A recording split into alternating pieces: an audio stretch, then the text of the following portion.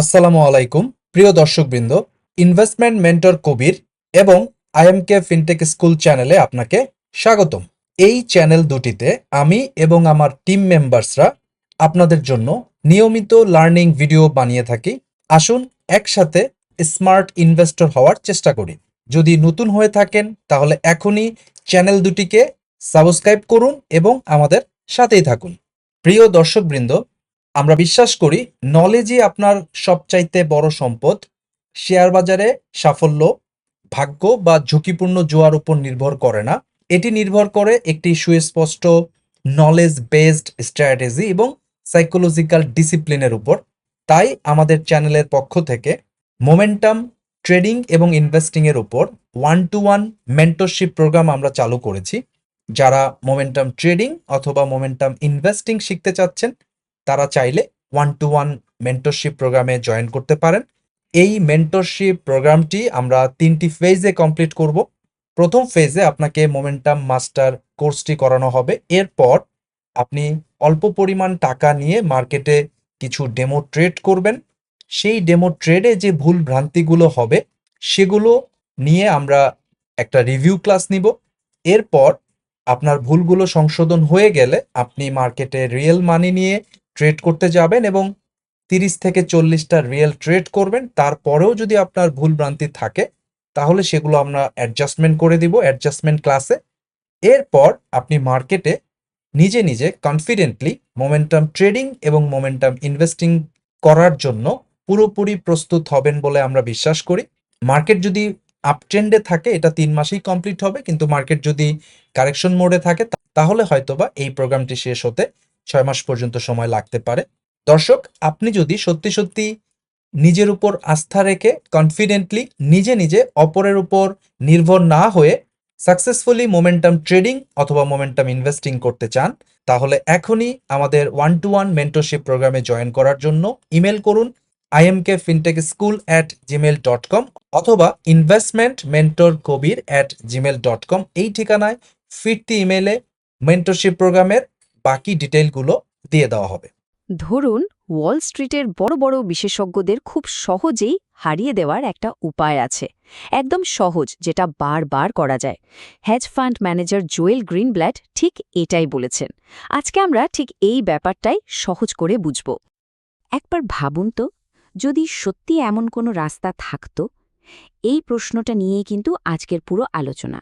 চলুন এই আইডিয়াটা নিয়ে আরেকটু গভীরে যাওয়া যাক।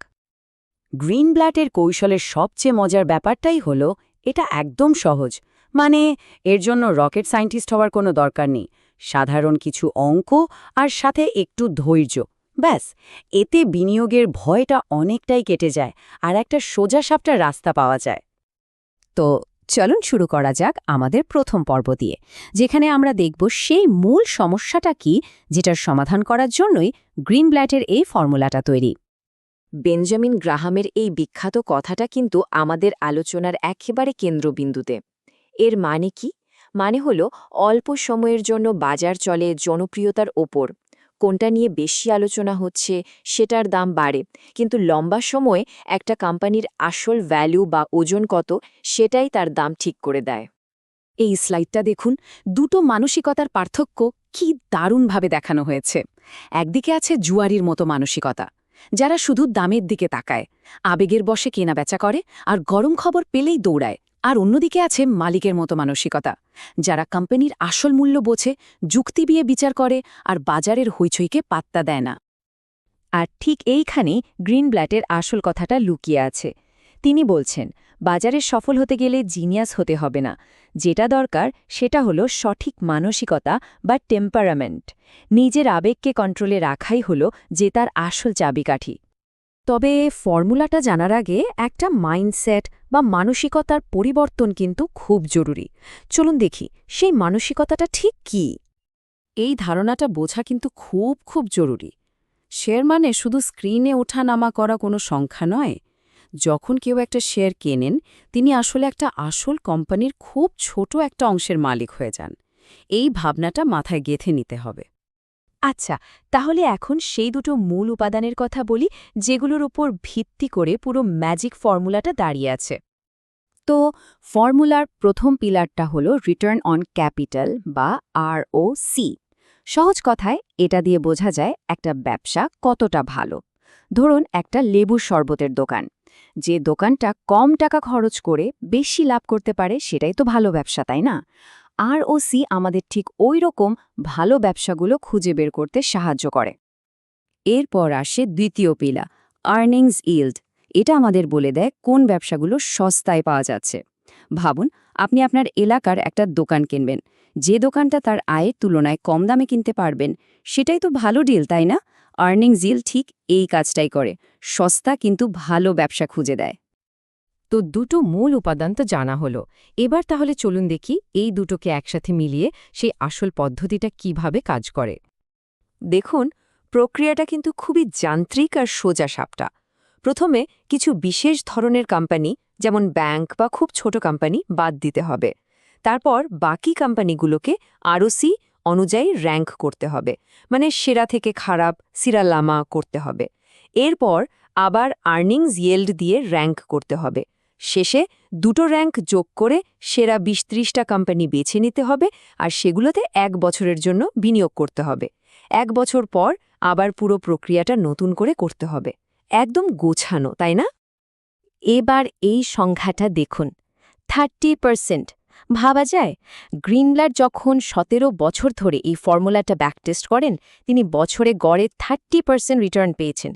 এইটা কিন্তু বাজারের গড় রিটার্নের চেয়ে অনেক অনেক বেশি। এই চার্টটা দেখলেই ব্যাপারটা আরও পরিষ্কার হয়ে যাবে। একদিকে দেখুন ম্যাজিক ফর্মুলা, যেটা বছরে গড়ে 30% রিটার্ন দিয়েছে, আর অন্যদিকে দেখুন বাজারের গড় বা S&P 500, যেটা দিয়েছে মাত্র 12%। পার্থক্যটা কিন্তু বিশাল। কিন্তু এখানে একটা ছোট্ট সমস্যা আছে। আর আসল চ্যালেঞ্জটা কিন্তু অঙ্কে না, বরং আমাদের মনে। পরিকল্পনাটা মেনে চলার জন্য যে মানসিক শক্তি দরকার, সেটাই হলো সবচেয়ে কঠিন অংশ।